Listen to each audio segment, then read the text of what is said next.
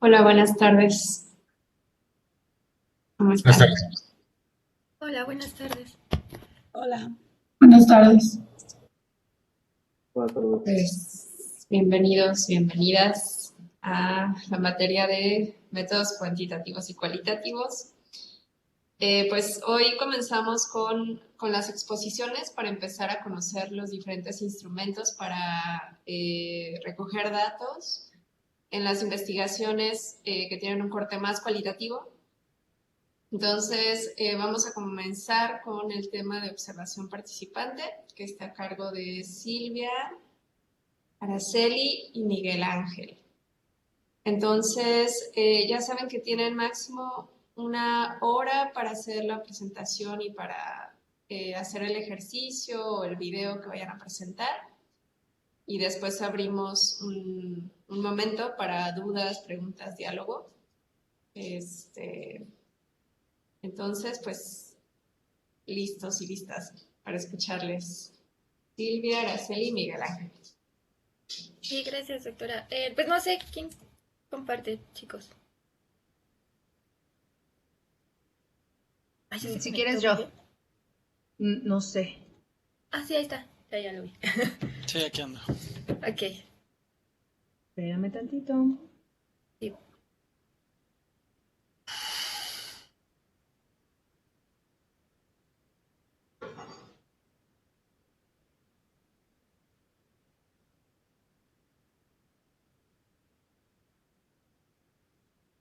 ¿Ahí la ven? Ay, espérame, es que no le hice como me dijiste.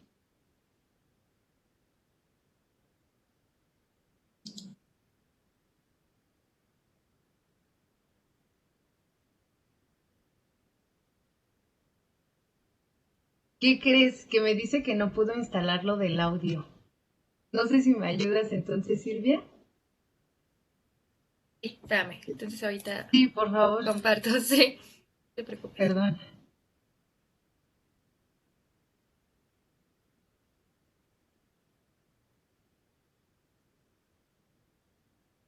Ahí ya se ve. Sí. ¿Les estorba el cuadrito o no? ¿Cuál cuadrito? Ah, es que No se donde ve veo a los nada. participantes. Ajá. Ah, buenísimo. Ok. No, Pues usted me dice. adelante. Ok. Entonces, yo voy a empezar. Siguiente, por favor. Bueno, entonces vamos a empezar por intentar definir qué es la observación participante. Ahí hay dos definiciones.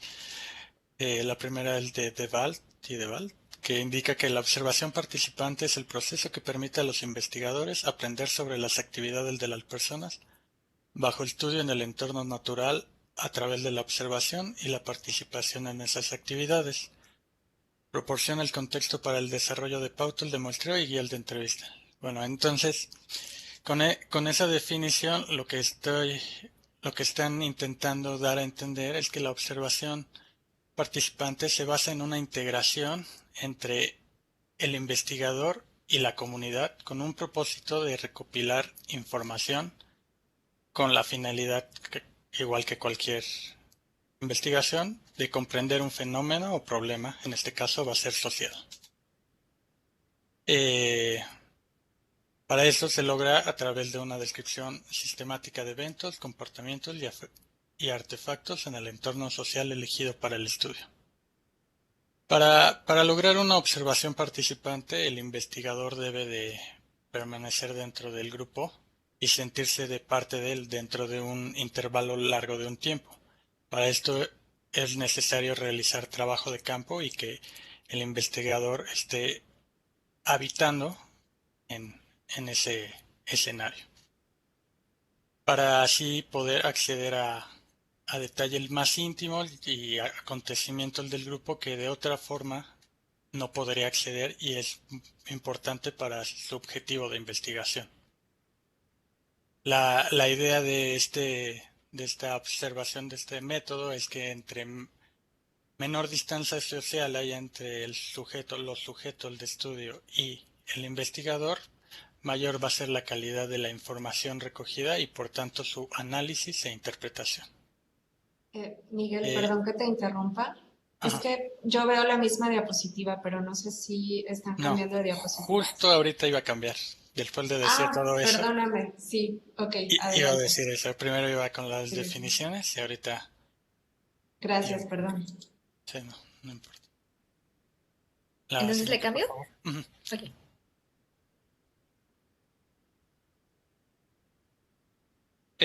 Habiendo definido qué es la observación participante, podemos entender cuáles serían como estos usos diferenciales con otras metodologías. Y uno de los grandes diferencias sería la profundidad en la cual el investigador se ve expuesto ante, ante cualquier fenómeno en un grupo social. Esta sería una de las grandes y primordiales diferencias entre este método. También al estar interactuando tanto tiempo, las personas se van generando una confianza con el investigador, lo cual le permite obtener información más honesta e íntima de estos sujetos. También puede servir en un sentido comparativo de que en una entrevista en una encuesta o una entrevista, si tú vas solo un día, a diferencia de una observación participante que se queda ahí todo el tiempo, puede incluso cotejar la diferencia entre de lo que dicen y de lo que realmente hacen. Entonces eso hace, hace más profundo la investigación. Eh, Obviamente entienden, debido al tiempo y debido a su estadía ahí, entienden con una mayor comprensión lo que está sucediendo. Sin embargo, esto se ve contrarrestado porque al estar ahí tan dentro es luego difícil eh, ver realmente ciertos comportamientos, pero a la vez pueden observar mayor cantidad de patrones. Eh, y además de eso, no está en contradicción de poder realizar entrevistas o datos cuantitativos y además puede realizar otro tipo de observaciones, cuantitativa y cualitativa. Siguiente. Bueno, sus características. El trabajo de campo es realmente el único medio de hacer participación, digo, observación participante. Eh, no hay otra forma, no es posible hacerla desde casa. Bueno, en la primera parte, ahí se recogen los datos de la forma más sistemática y no intrusiva posible, idealmente, pero pues siempre hay excepciones.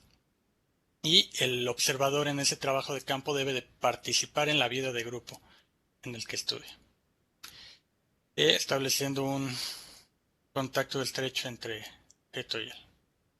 También otra característica es que no hay la observación y la socialización con el grupo estudiado están ampliamente asociadas, dada que para aplicar esta metodología, como ya lo he mencionado, debe de crear relaciones estrechas entre los sujetos.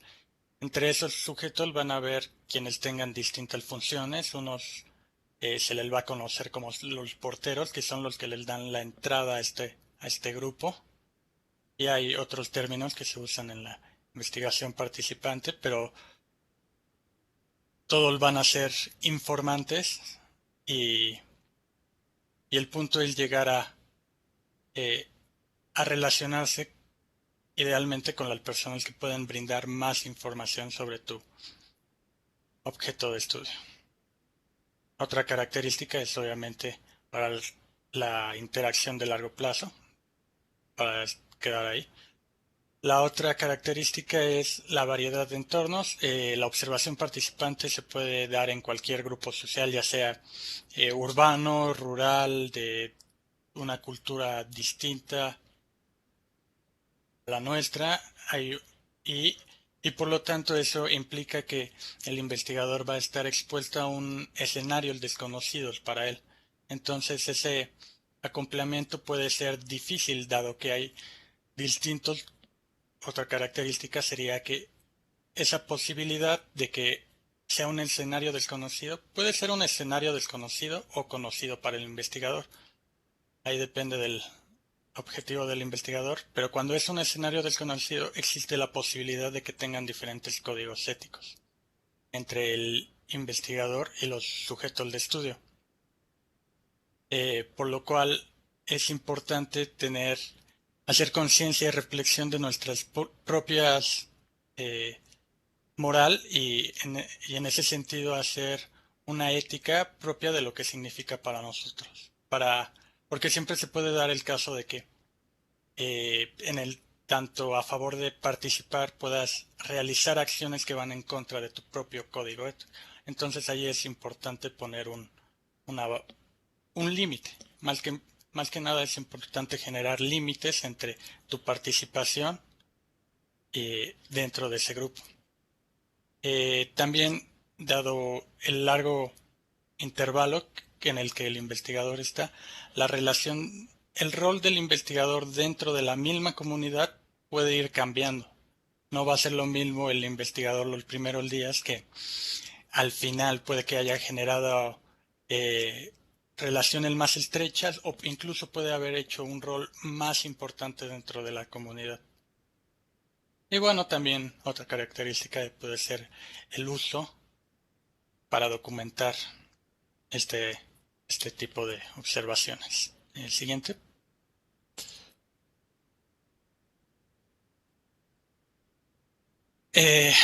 Aquí voy a tocar unos conceptos de la observación participante y que comparte con mucho el métodos cualitativos, claramente. Justamente el que ya abordé es justo esta reflexión ética, que debe de ser una reflexión ética de lo que para ti estás dispuesto a hacer con tal de participar y de lo que no, y marcar los límites. La subjetividad se refiere a este hecho de evitar esa idea de la falsa neutralidad, cuando todos somos pertenecientes a un grupo, a un contexto social que tenemos nuestras ideas preconcebidas y luego generadas por nosotros mismos. Entonces, en ese sentido, lo que propone este método y muchos otros es que hay que tener en conciencia qué teorías tenemos, incluso qué axiomas hay en nosotros, y no llegar con ideas tan preconcebidas. Es inevitable tenerlas, pero lo importante es ser consciente de ellas. Incluso el objetivo de un estudio puede ser una inquietud personal, institucional. O sea, hay varias cuestiones por las que hacemos un estudio. Entonces hay que tener conciencia de por qué hacemos cierto tipo de estudios y cómo va a afectar nuestra investigación. En ese sentido, a eso se refiere la subjetividad. La flexibilidad es un tema que van a tocar más adelante, pero la flexibilidad se refiere a en el diseño de la investigación y la teoría. No vas a intentar demostrar una hipótesis, sino que las preguntas se van a ir formulando conforme vaya avanzando la investigación dentro del trabajo de campo. Obviamente va a haber unas guías, pero hay que mantener una flexibilidad y no ser rígidos en ciertos bagajes teóricos. Y bueno, la profundidad que ya hablé al principio. Siguiente. El rapport. Este concepto es importante para la observación participante. Es un término bastante difícil de definir y se usa también en psicología, que es como establecer esta relación de confianza que permita que la persona se abra y manifieste sus sentimientos internos, ¿no?, al investigador. Es como esta presentación que damos para que se genere la intimidad y la confianza para obtener resultados. Hay ciertas discusiones éticas en ese término, porque es como de estar fingiendo, pero realmente no, es de establecer tu persona y, y generar lazos, quizá no de amistad, pero lazos cordiales entre las personas para poder generar la confianza y que puedan brindar información. Eh, hay, hay varias, como dije anteriormente, no es un término que se pueda definir fácilmente, pero usualmente las definiciones tienen la persona en confianza y que se abran para poder y que puedan manifestar sus sentimientos e ideas ante nosotros. El rapport a veces puede ser sustituido con la empatía, la conexión, la amistad, pero siempre marcando límites. Eh, También me parece que un poco de rapport es ser verdadero con quién eres, con alguien con quién eres, con quién y tu objetivo de investigación. No, no vas a decir que vas a investigar tal cosa y vas a estar viendo otra cosa, sino porque además de eso es un problemas éticos. Y además generan como la angustia de ser descubiertos. Entonces, parte de ser rapport es ser veraz en tus afirmaciones con los sujetos. Y por último, siguiente diapositiva, es este concepto de los escenarios. Para los escenarios se refieren como los diferentes contextos en que la realidad social se manifiesta. No, no debemos de confundirlo nada más como este espacio, sino todas las interrelaciones sociales hay. Yo lo sentí un poco parecido con el término lugar en geografía, pero aquí no es tan parecido. Bueno, el punto del investigador es a través de la investigación poder tener acceso a los distintos escenarios que se entretejen entre los grupos sociales y poder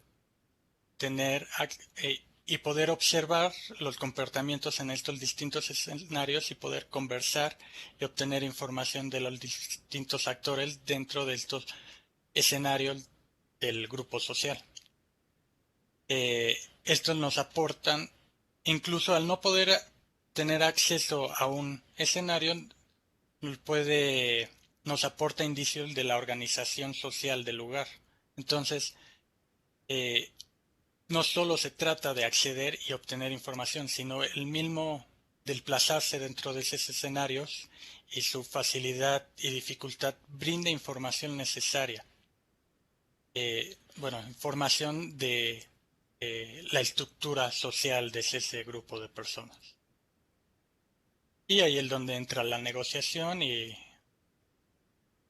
el parte de la investigación. Eh, y bueno, y ya, de mi parte. Gracias. Bueno, en esta parte vamos a presentar algunas ventajas y limitaciones de este tipo de estudios. Y bueno, una de las ventajas es justamente que más bien se estudia el problema de forma in situ, ¿no? Desde que el investigador está dentro del territorio con las personas que de alguna forma pueden estar afectadas por cierto problema, ¿no? También otro es que el evento no es programado, justamente lo que comentaba Miguel sobre la flexibilidad.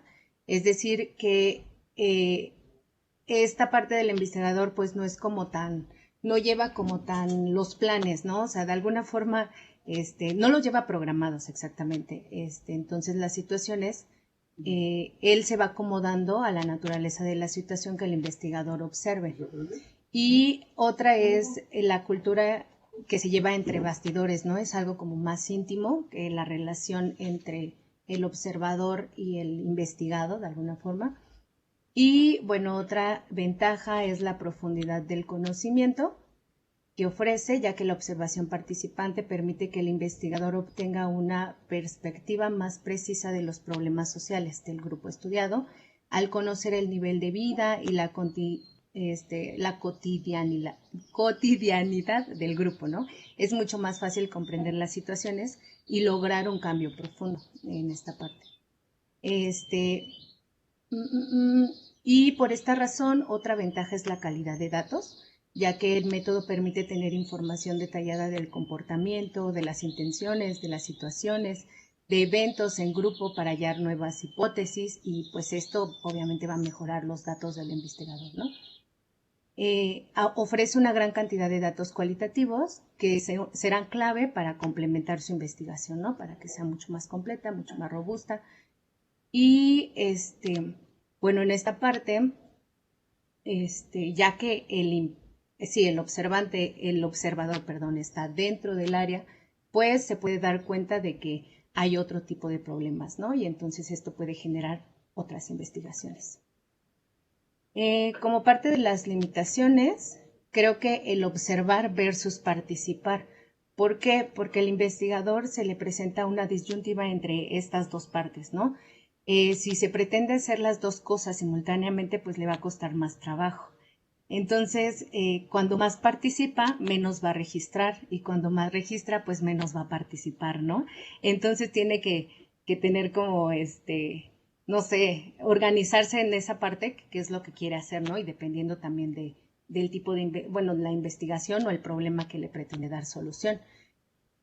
Otra de las limitaciones es la investigación encubierta, es decir, que cuando el investigador no participa y solo se realiza, más bien que solo está en la parte de observación externa, pues esto le puede llevar varios conflictos, ¿no? Si es un investigador declarado, puede trascender a los roles que desempeñan las personas en su escenario y comprometerse en reales actividades investigativas. Entonces no es como tan bueno estar ahí atrás encubierto, ¿no? Es con lo que platicábamos la clase pasada, donde también se pueden meter en problemas, ¿no? Y bueno, y si ya es como un investigador declarado, pues las personas normalmente están dispuestas a compartir más vivencias o sí, proporcionar más detalles que le ayuden, ¿no? A la investigación. Otra limitante podría ser los intereses individuales, ya que hay autores que discuten si la información recogida por los investigadores no es representativa de la cultura, teniendo en cuenta que los datos recogidos son capturados con base a los intereses del individuo, ¿no? Del investigador en este caso, más que ser representativos de lo que realmente ocurre en la cultura. O sea, no sé, como ya tiene la idea el investigador de a lo que va, puede que haya como un poco de alteración en esos datos, ¿no? Es justo también lo que decía Miguel. Aquí tiene que ver mucho la ética, ¿no? Con los datos, con lo que quiere demostrar. Otro, creo que me salté uno. Bueno, otro problema justo podría ser el mismo escenario, ¿no? Ya que idealmente como el ideal sería de fácil acceso, establecer una buena relación casi inmediata con las personas, recoger los datos directamente relacionados con los interesados, o sea, que esté ahí puesto el escenario justo como lo quiere el investigador, ¿no? Sin embargo, esto no siempre puede pasar, entonces tal vez se le pueda complicar el acceder al escenario, el encontrar a las personas adecuadas, no sé, muchas cosas, ¿no? Entonces, también podría ser una limitante. Sin embargo, creo que el investigador tiene que estar ahí, ¿no? Insistiendo y viendo la posibilidad de entrar, ¿no? a ese escenario y sentirse lo más cómodo que pueda. Otra limitante podría ser el sexo, justo del investigador, porque también se ha discutido, ¿no? Que es diferente un investigador masculino a un femenino, ¿no? Y estos llegan diferente a las personas, o sea, normalmente las mujeres sí son como más aceptadas en grupos de hombres, ¿no? Pero si un hombre quiere acceder a ese grupo, pues a veces le van a decir, no, espérate tantito, ¿no? Entonces, el sexo también podría ser una limitante para llegar a buenos acuerdos con las personas, ¿no? Y bueno, siguiente, por favor. Bueno, en la parte de qué información vamos a obtener, bueno, pues estas, como ya sabemos, o bueno, como lo vamos a mencionar ahorita, las notas de campo deben ser detalladas, ¿no? Y al final estas descripciones, las conversaciones, las acciones, todo lo que describa el observador, pues se van a reflejar en datos de cultura, de economía, de religión, de intereses, ¿no? De los habitantes. Y pues también en este punto se podría obtener una hipótesis, ¿no? A mi trabajo o algo así. Siguiente, por favor.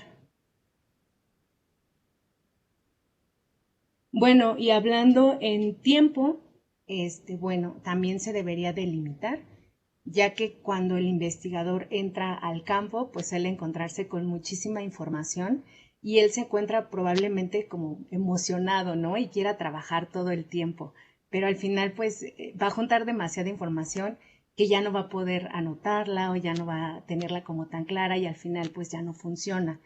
Entonces debe tratar de limitar el tiempo que pasa en el escenario durante las observaciones.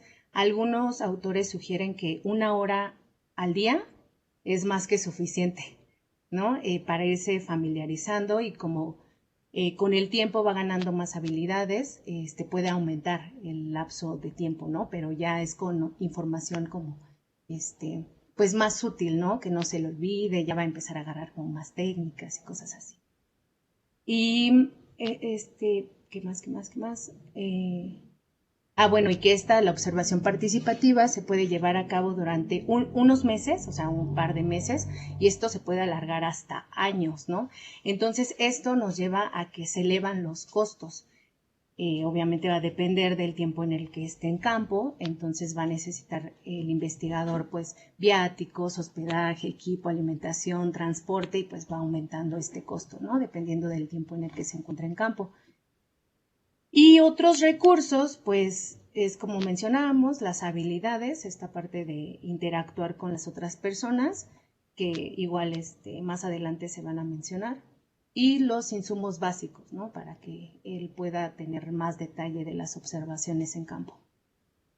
Listo. Gracias.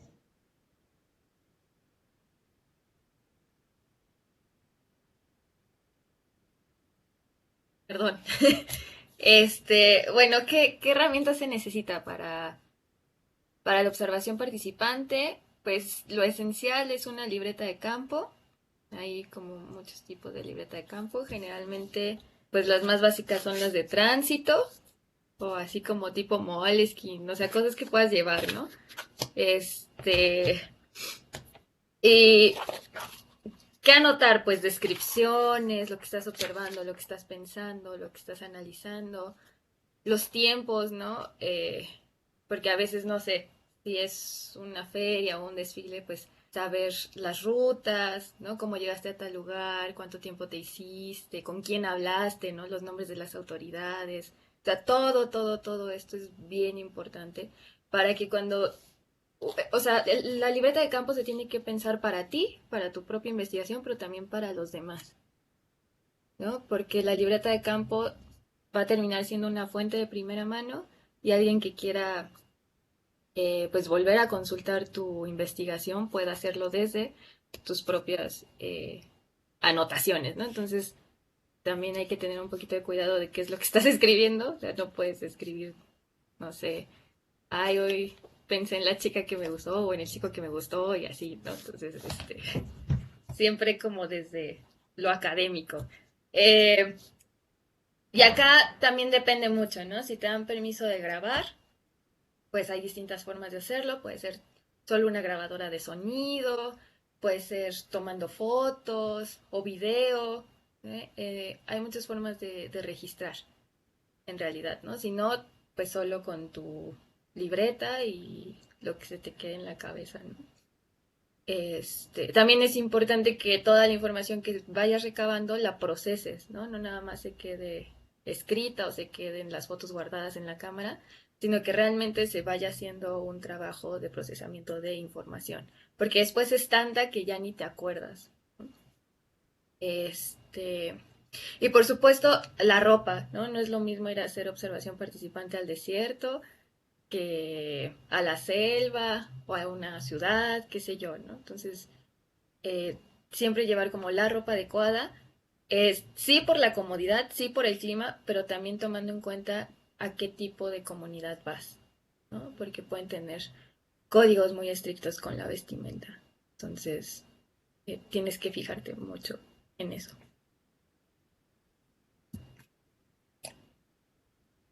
¿Cuál es la relación investigador-investigado? ¿No?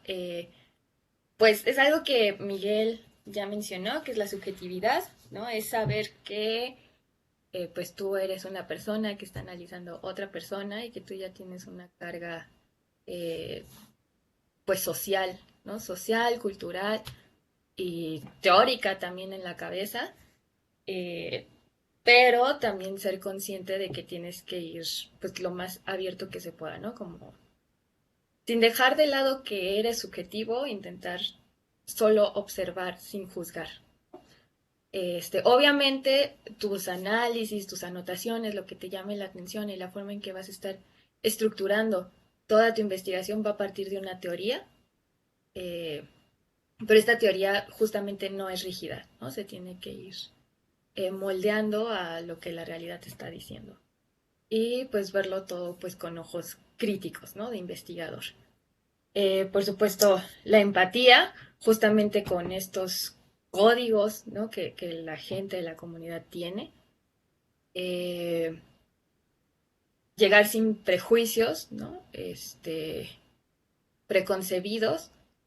Y bueno, aquí hay dos visiones o dos perspectivas, que es la EMIC y la ETIC, ¿no? En donde se puede entender de dos formas, pero básicamente la EMIC es la visión del estudiado, de los sujetos de estudio, mientras que el ETIC es la percepción o la visión del investigador, ¿no? Pero de un investigador que no pertenece a la comunidad que se estudia. Porque puede haber investigadores que estudian su propia comunidad, ¿no? Entonces, eso ya da otra visión completamente distinta. Y bueno, hay también que tomar en cuenta varias cosas al momento de hacer observación participante, en qué tan natural es lo que estamos observando, ¿no? O qué tanto representa lo que las comunidades hacen. ¿Por qué? Porque hay comunidades que están súper acostumbradas a que vaya la gente a observarlas, a grabar. Y ya hasta saben, ¿no? Lo que quieren que el investigador escuche. O justamente, ¿no? Lo están haciendo pues su vida normal, pero cuando tú le dices, te voy a grabar, ¿no? O sea, cambian como su forma de actuar, ¿no? Incluso. Entonces hay que tener mucho cuidado con eso. Y aquí va de la mano justamente con lo crítico, ¿no? Saber cuándo, eh, o sea, cuándo lo que estás observando es realmente un, una parte de la realidad de esta comunidad, ¿no? Y bueno, un caso más o menos es el de Ishii, ¿no? A finales del siglo XIX, principios del XX, que la particularidad de Ishii es que era el último de la tribu Yahi, ¿no? En Estados Unidos. Entonces, existen también estos casos paradigmáticos en donde, claro, ¿no? De repente nos damos cuenta que es el último de una tribu y queremos grabar absolutamente todo para que no se pierdan las costumbres de esta tribu, ¿no?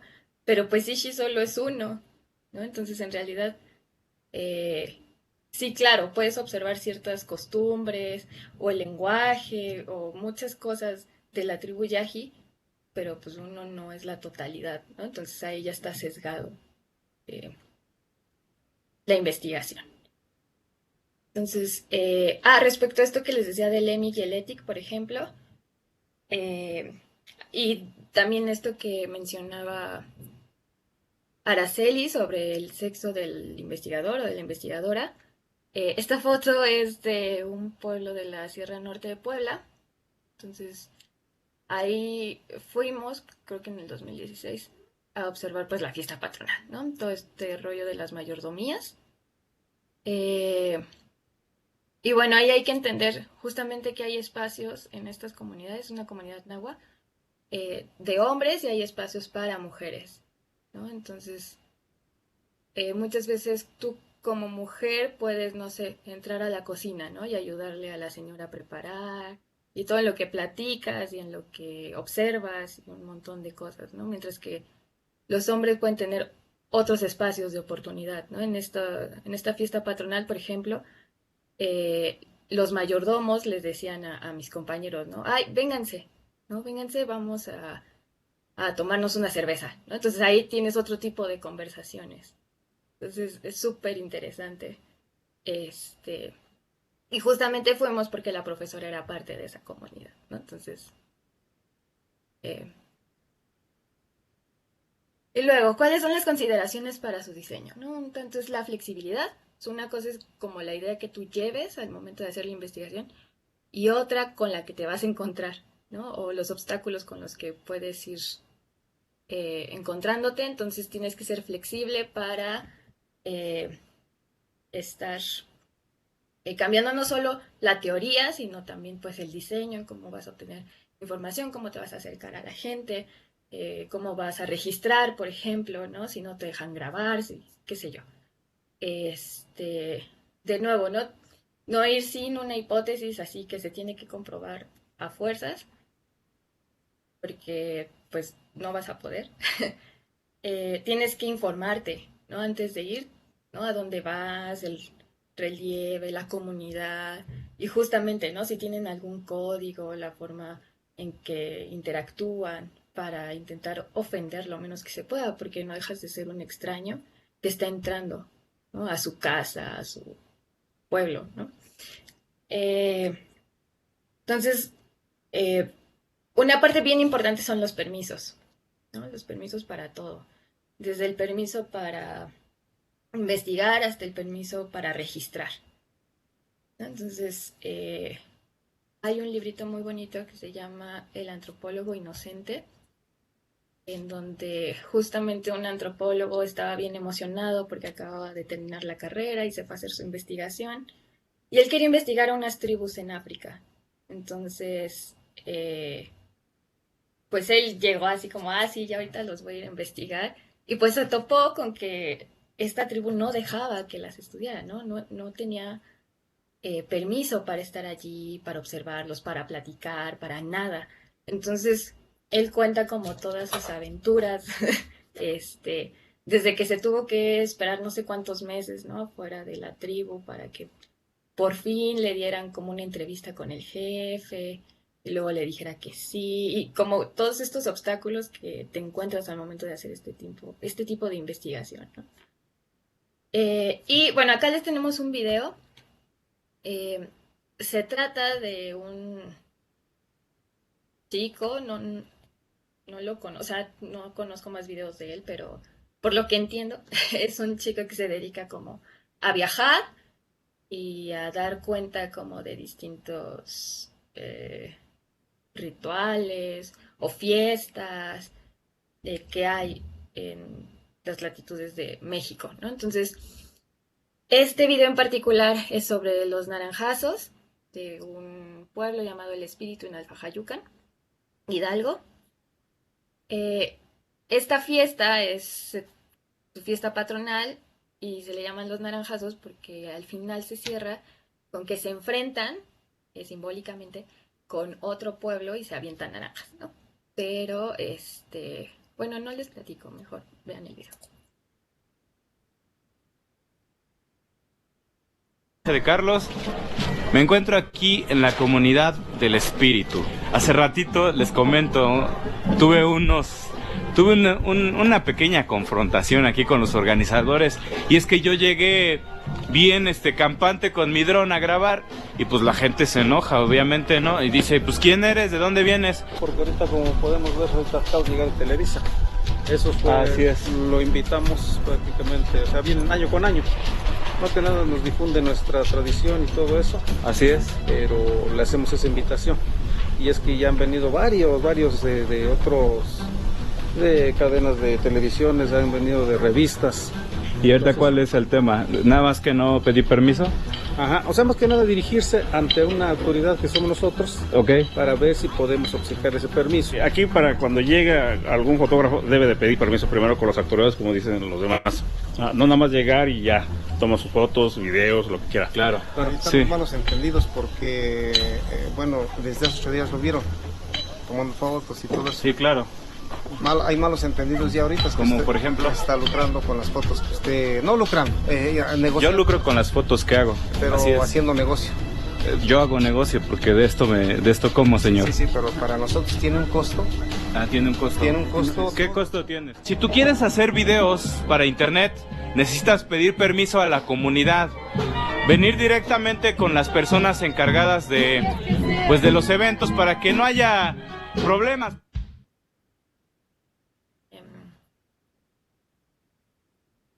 Era esto, y pareciera algo como intuitivo, pero no lo es. Entonces también se trata de informarse, ¿no? Porque muchas veces en alguna comunidad es más importante la autoridad religiosa, ¿no? Más que la civil, por ejemplo. Entonces te tienes que presentar con todos, ¿no? Con las autoridades civiles, con las autoridades religiosas, pues los ejidatarios, ¿no? También son muy importantes. Entonces, de esto va como el estarse informando antes de llegar, ¿no? Y saber qué es lo que necesitas para, pues, agilizar y también hacer menos tortuoso el proceso de investigación. Lo siento. Y bueno, ¿qué habilidades son necesarias, ¿no? Del investigador para poder aplicar la observación participante? Pues la empatía, ¿no? La comunicación, esto que ya hablaba tanto Miguel como Araceli, ¿no? De llegar y decir, bueno, es que yo provengo de esta institución, ¿no? El presentarse, el decir qué vas a hacer y que todo el mundo esté de acuerdo, ¿no? El escuchar también a la comunidad. Tiene que llegar con respeto, ¿no? Tienes que tener habilidades también de descripción, ¿no? De palabra, de escritura. Tener una ética y, pues, adaptarse, ¿no? Adaptarse a las circunstancias que se te van presentando.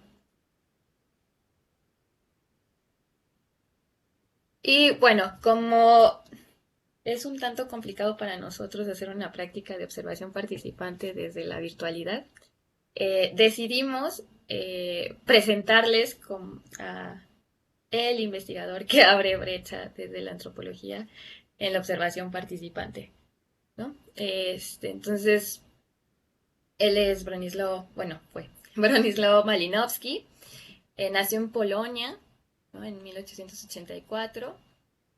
Él hace estudios de muchas cosas, ¿no? Él estudia filosofía, economía, psicología, pero de manera casi casual se encuentra con un texto muy importante de la antropología social, que es La rama dorada de James Frazer, que él empieza a llamar la atención y se pone a estudiar antropología social, ¿no? Entonces, él va a formar parte de esta teoría del funcionalismo, que de lo que se trata es ver las distintas partes de la sociedad y asumir que cada cosa tiene literalmente una función, ¿no? Para que la sociedad se desarrolle y funcione. Él va a viajar en 1914 a las Islas Trobriand, en Papúa Nueva Guinea, porque, si se dan cuenta, es 1914, ¿no? Está ya la Primera Guerra Mundial, él se encontraba en Inglaterra, entonces Polonia antes formaba parte del Imperio Austrohúngaro, entonces estaban en conflicto ambas potencias y prácticamente lo destierran, ¿no? Hacia las Islas Trobriand. Entonces aquí se encuentra con la comunidad trobriandesa y decide pues investigarlos, y así es como un tanto abre brecha de la observación participante, ¿no? Escribe Los Argonautas del Pacífico Occidental en 1922, ya que regresa, en donde detalla todas las prácticas que tiene estas islas, ¿no? Son varias.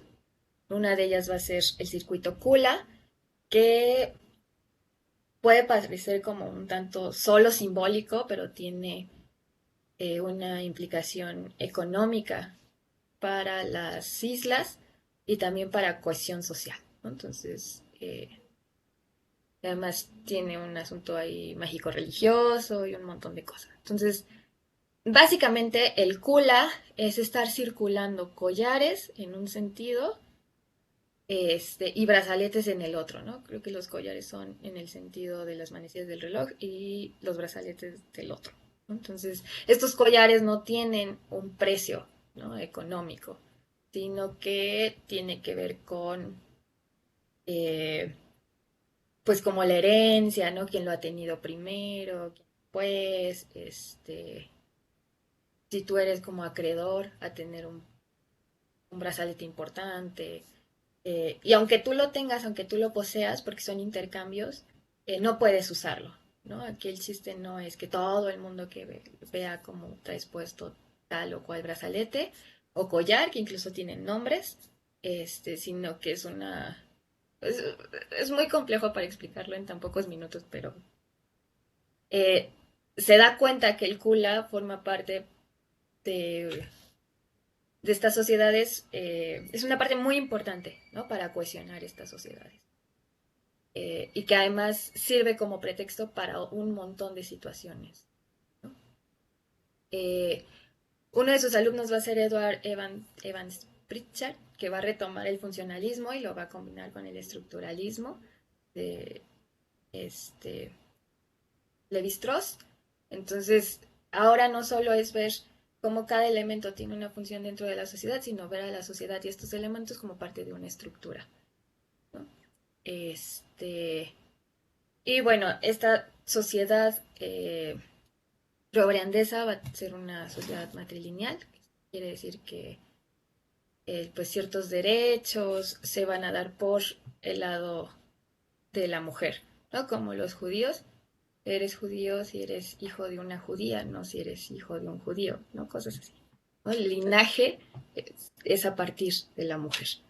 Eh, y bueno, no sé si aquí Miguel y Ara quieran decir algo. ¿Qué más podemos decir? No, no, es pregunta. ¿No? Ok, entonces, Bueno, en esta parte les vamos a presentar un video justamente que resume un poco de lo que estaba platicando ahorita comentando Silvia, cómo es que se relacionó él en esta isla, ¿no? Y la importancia que tuvo. Es un documental. Y ¿qué más? Creo que nada más queda que lo pongas. Silvia, por favor. Means to go.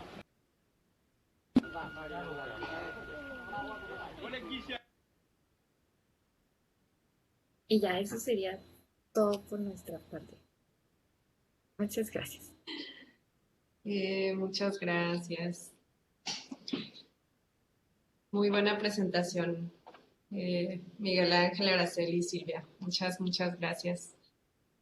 Yo quisiera decir muchas cosas, pero también quisiera abrir el micro a las y los demás. ¿Tienen alguna pregunta, comentario, algo que les haga sentido de lo que hemos dicho en las clases? ¿Algo que les inquiete?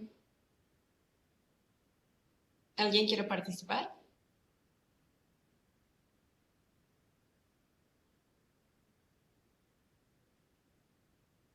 Adelante, Ángel.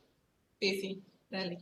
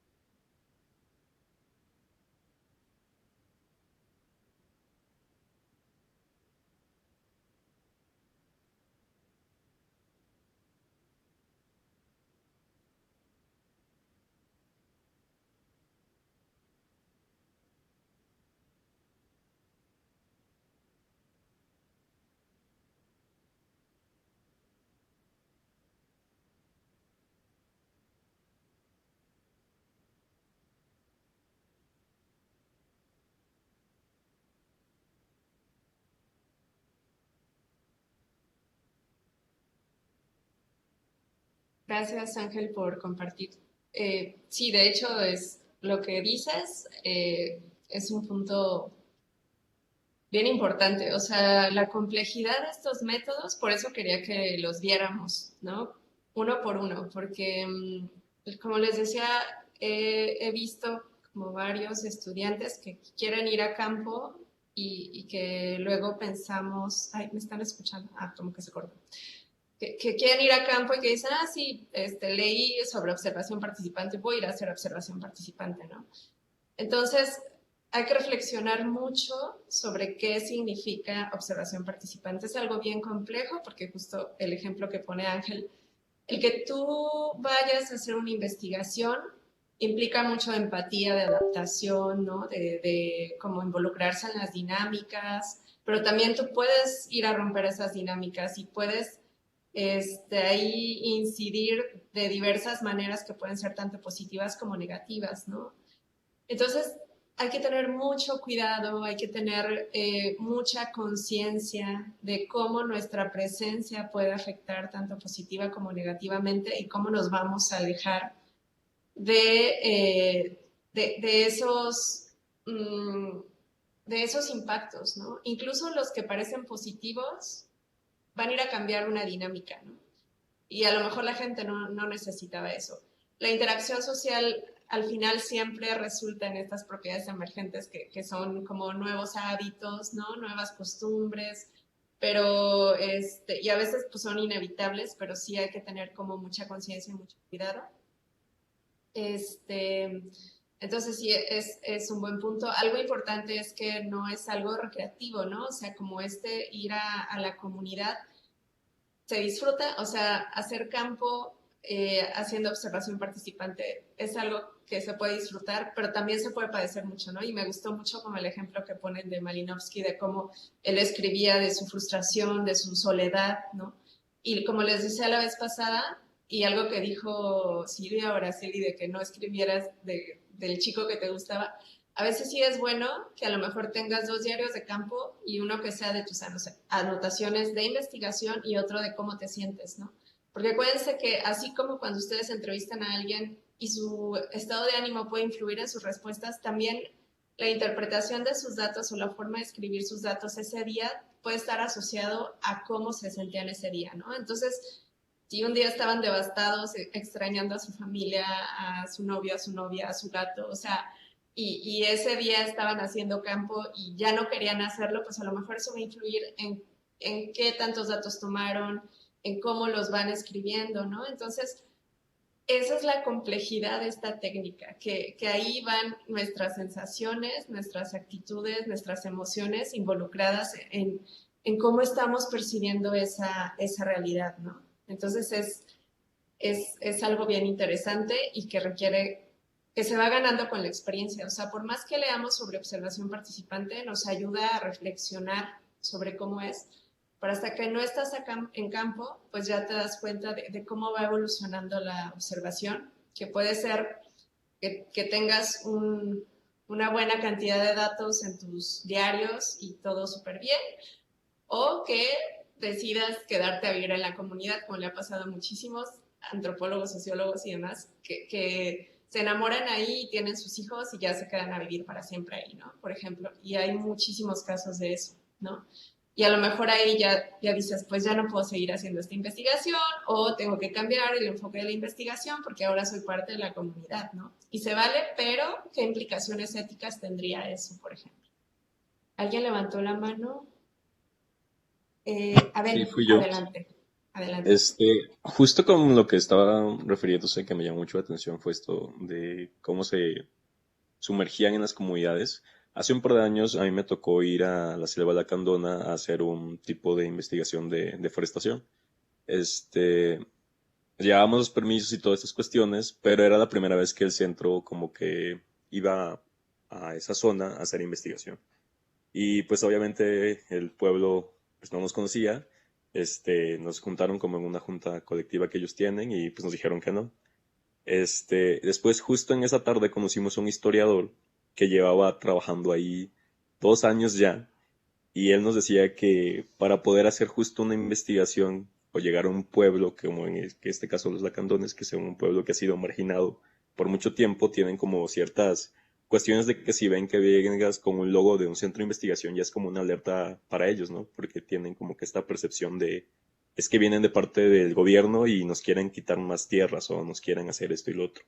Y lo que me llama mucho la atención de este historiador era que justo él decía que para que le permitieran hacer todos sus estudios, tuvo que empezar primero ayudando en la comunidad, tuvo que empezar justo a convivir con ellos de manera más típica y poco a poco a partir de construir esta confianza justo con el pueblo fue que es ahora capaz de realizar estudios.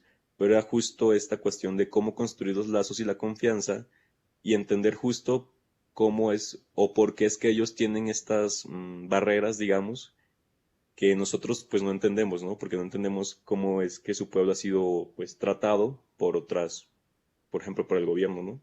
Algo que también me llamó la atención justo de la exposición fue la parte de que el sexo del investigador influía mucho en la investigación y creo que nunca me había percatado justo de esa parte, pero pues sí, me gustó mucho la investigación y nada más que era como mi aporte que quería mencionar.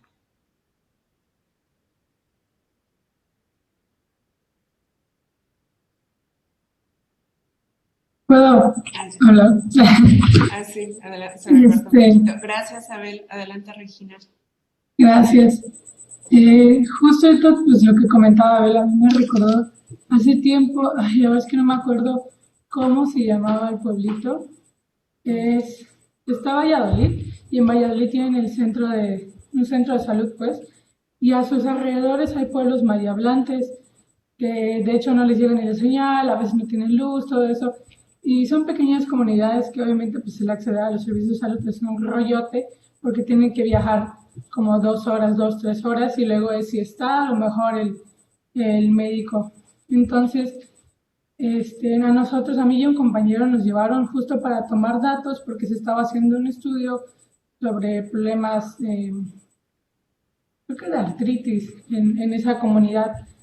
Y cada uno de nosotros tenía no sé cómo se llama, era una señora que ya les habían dado unas capacitaciones para poder ser nuestras traductoras, porque pues hay palabras o cosas que teníamos que pedir que justo pues no hay como la traducción en maya. Entonces ellas nos estaban ayudando ahorita que menciona Abel lo de las diferencias entre pues el observador hombre o observador mujer, lo que sea. Yo me acuerdo que yo y mi compañero estábamos en habitaciones diferentes, pero estábamos haciendo prácticamente lo mismo y las mismas evaluaciones estábamos aplicando. Y mi compañero es chiapaneco. O sea, ella tenía una barrera porque a él, uno, pues no se sentía como que muy cómodo y dos, sí le costaba un poquito más abrirse a las personas. Y a mí se me da mucho más fácil hablar con la gente, la verdad, sobre todo con los adultos mayores. Y pues al ser de Yucatán, pues yo conozco un poquito algunas palabras en maya. A mí se me hacía mucho más fácil a la hora de hacer las evaluaciones y las personas terminaban contándome más cosas de su vida diaria y cómo pues estas implicaciones de la artritis así les afectaban en su vida diaria. Y pues al final yo las podía estar anotando porque pues, podían servir para la investigación, mientras mi compañero era mucho más cerrado y se limitaba tal cual a la encuesta, el sí, el no, y si te duele, y si no te duele, y si le puedes mover o si no le puedes mover. Y pues ya no más quería comentar.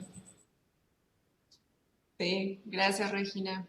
Qué interesantes sus experiencias. O sea, veo que ya han tenido algunas experiencias en campo y justo desde ahí es de donde se aprende, ¿no? Lo que hace Malinowski es justo como romper esas metodologías del antropólogo de sillón, ¿no? O sea, es como meterse de lleno, es pues de alguna manera ser mucho más audaz en la investigación, ¿no? A lo mejor, no sé cómo lo hizo él, o sea, se ve que lo hizo muy bien, pero quién sabe en el marco ético cómo lo llevó a cabo, ¿no? Eso también sería interesante como explorar algún documental de cómo fue. Como ya vamos a terminar, algo que me gustaría como hacer énfasis, solo para que no quedemos en la confusión, de si tenemos poco tiempo podemos hacer observación participante, observación participante solo para comunidades, porque parece que lo que nos interesa, lo que nos da más curiosidad es lo que es más lejano a nosotros, ¿no? Como lo que menos se parece a nuestra forma de vida, a nuestras costumbres. Entonces allá vamos, ¿no? Yo quiero explorar esas costumbres que son bien distintas a mí, ¿no? Como si fueran, no sé, extraterrestres. Entonces, es como ver hasta dónde se puede hacer observación participante. Entonces, una es que el tiempo es muy relativo, ¿no? Así como decía Araceli, pues hay quienes recomiendan que 1 hora diaria es suficiente porque luego vas a tener un montón de información en tu cabeza y luego la tienes que ir a escribir y sistematizar y guardar en tu computadora, hacer un respaldo, ¿no? Y el otro es el tiempo diario que le dedicas a esta actividad y otra es el tiempo que vas a durar en el sitio, ¿no? Entonces, algo que sí es cierto es que entre más tiempo permanezcas, la calidad de tus datos va a ser mejor, porque como decía Miguel Ángel, los escenarios, ¿no? Es diferente cómo se comporta la gente cuando hay una autoridad, cuando solo están las mujeres, cuando están los niños, cuando es una fiesta patronal, cuando es una misa, cuando es un funeral, por ejemplo, ¿no? Cuando es un día de trabajo. Entonces, ese cotidiano y ese ir comprobando que lo que te cuentan es realmente lo que pasa, pues entre más lo veas, más se va a confirmar, ¿no? Y a veces cuando Pues tú yo ya te ves veo que a no ti hay nada bastantes veces, como entonces novedoso, pues ya funciona. sabes que ahí terminas. Pero siempre los tiempos están limitados. Ustedes que tienen que hacer una tesis, pues no tienen así como 2 años para hacer observación participante y luego diseñar unas entrevistas, ¿no? O hacer mapas o qué sé yo. O sea, el tiempo está limitado, entonces sí tienen que ser solo muy conscientes de que si es menor tiempo el que van a dedicar, pues a lo mejor va a haber ahí un sesgo de información, ¿no? Y solo es reconocerlo, o sea, como ponerlo en una sección de limitaciones de la investigación, o sea, como darle su reconocimiento a esa limitación que tiene el tiempo que ustedes pudieron dedicar a la observación participante, pero aunque tengan poco tiempo, sí que se puede hacer. Es una técnica que sirve mucho para iniciar una investigación porque, como decía Silvia y Araceli, esto nos va a ayudar a diseñar todo el resto de la investigación porque nos va a dejar saber de tiempos, nos va a dejar saber de cuánto nos va a tomar un permiso, nos va a dejar saber si nos van a aceptar en una familia o si vamos a tener que quedarnos en el pueblo más cercano e ir y regresar todos los días, si va a ser en bicicleta, si va a ser en moto, si va a ser en mototaxi, o sea, todos esos detalles solo se saben cuando haces observación participante y eso te va a dejar saber cuáles son los siguientes, qué vas a poder hacer con el tiempo que tienes, ¿no? Si vas a necesitar traductores, ¿no? O sea, todos esos detalles, la observación participante te lo deja saber y puede ser una buena técnica de inicio cuando no conocemos nada del lugar. Cuando ya hemos trabajado ahí o nuestro asesor o asesora ya tiene un antecedente de trabajo que nos puede contar y nos puede decir las dinámicas, pues se puede entrar con entrevistas, con otro tipo de técnicas, ¿no? Pero si no conocemos nada, esta es una muy buena técnica. Y ya nada más como para cerrar, algo bien interesante que me pareció del video que pusieron, que muchas gracias porque me gustó mucho, cómo cuentan la historia. No sé si se fijan cuando están hablando de la magia y están hablando con este chico de la comunidad que es que es científico, pero también es parte de la comunidad y le preguntan, oye, pero ¿no te genera conflicto creer en la magia cuando tú eres científico?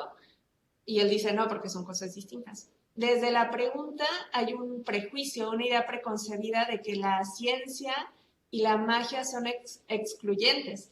Y eso es algo que en la cultura occidental está, o bueno, en mi ámbito académico, yo lo he visto mucho, yo que trabajo con milperos y con las cabañuelas y con estos rituales para pedir permiso, para llamar a la lluvia.